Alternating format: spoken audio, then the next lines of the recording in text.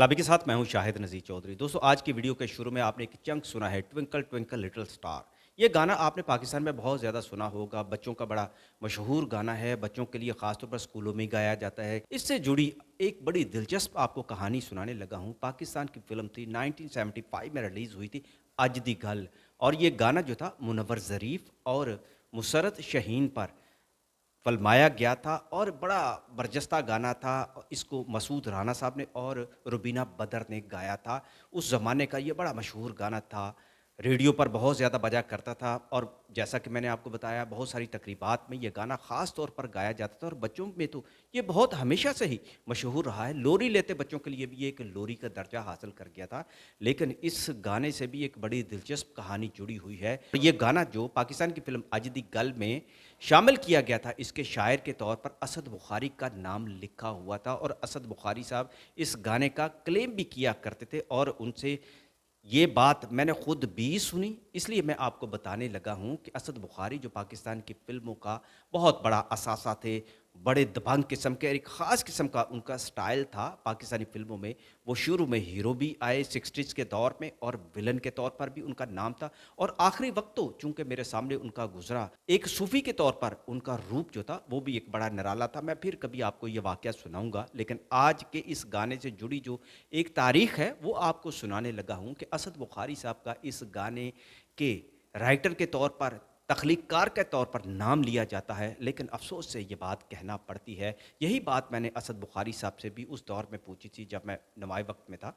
तो मैंने ये चूँकि उनसे मुलाकातें भी हो जाया करती थी किसी न किसी महफ़िल में, तो मैं उनसे ये कहता था ये गाना तो बड़ा मशहूर है जो आपके नाम का है, लेकिन दौर बदल गया है। 75 में सोशल मीडिया नहीं था, ना ही चैनल्स इतने ज़्यादा थे और इंडिया की फ़िल्में तो पाकिस्तान में इतनी लगा नहीं करती थी, ना ही इंडिया के जो गाने जो थे इतने ज़्यादा पाकिस्तान के अंदर मशहूर थे। उस दौर में गाए-गाए कुछ मशहूर गाने जो थे पाकिस्तान में सुनाए जाते थे, लेकिन ये गाना जब को वायरल हो जाता है तो उसकी अपनी एक तान होती है, उसकी अपनी शोहरत होती है, अपना एक मुकाम होता है।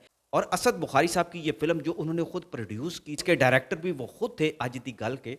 तो ये गाना जो जब रेडियो पर बजा करता था तो उनका नाम भी लिया जाता था। असद बुखारी साहब बड़े खामोश हो गए। मैंने कहा अब तो सोशल मीडिया का नाम है, काम है, मुकाम है और अब तो बातें खुलकर सामने आ गई हैं। तो आप बताएँ ये गाना किसका है? वो कहते हैं जिसका है वो अब सबको पता चल चुका है। तो दोस्तों मैं भी आपको बता देता हूँ कि ये गाना इंडियन गाना था। इंडियन की एक फ़िल्म थी, मनोज कुमार की एक फ़िल्म थी, जिसमें उन्होंने सायरा बानो के साथ इसी गाने पर परफ़ॉर्म किया था और इस गाने को लिखने वाले भी एक इंडियन थे। 1970 में वो फ़िल्म रिलीज़ हुई थी पूरब और पश्चिम के नाम से और उसी फ़िल्म का डिट्टो वही गाना जो था, वो सेम मुनव्वर ज़रीफ़ और मुसर्रत शाहीन पर तकरीबन उसी अंदाज़ में, उसी आहंग में इसको फ़िल्माया गया था और इस गाने को हकीकत में लिखने वाले वो इंडियन थे। लेकिन बात यहाँ पर ख़त्म नहीं हो जाती, वैसा ही सेट था, वैसे ही बोल थे, लेकिन मसूद राना साहब ने जब इसको गाया था तो इस गाने को एक नई जान और एक नई पहचान दे दी थी।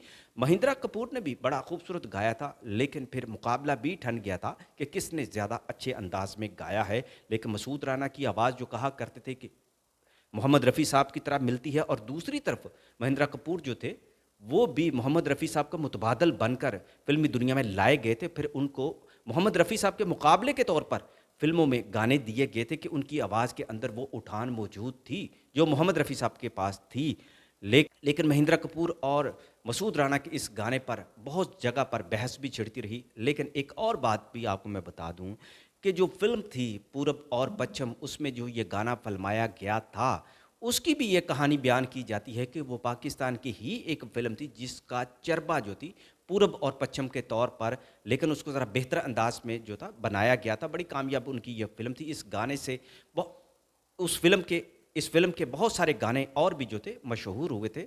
लेकिन जो एक पाकिस्तानी फ़िल्म थी वो भी असद बुखारी की ही थी, लंडा बाज़ार। लंडा बाज़ार जो थी 1964 में रिलीज़ हुई थी और इस फ़िल्म के हीरो जो थे वो असद बुखारी ही थे, इसके प्रोड्यूसर भी असद बुखारी थे और बहार बेगम भी इस फ़िल्म में शामिल थीं। ये फ़िल्म जो थी 1964 में रिलीज़ हुई थी, उसके बाद आके 75 में इसका रीमेक बनाया गया था और इंडिया ने इस फ़िल्म को कॉपी किया था। शायद यही दुःख था, यही एक इंतकाम का एक तरीका भी था कि जो फ़िल्म इंडिया ने चोरी की थी असद बुखारी की, उस फिल्म का एक गाना फिर असद बुखारी ने अपनी फिल्म में शामिल किया, लेकिन उसके राइट्स जो थे उन्होंने अपने पास रखे। यही वो गाना था। महिंद्रा कपूर की आवाज़ में भी ज़रा एक चंक की सूरत में सुन ले, और फिर मसूद राना साहब की आवाज़ में भी दोबारा से एक चंक की सूरत में सुनिएगा।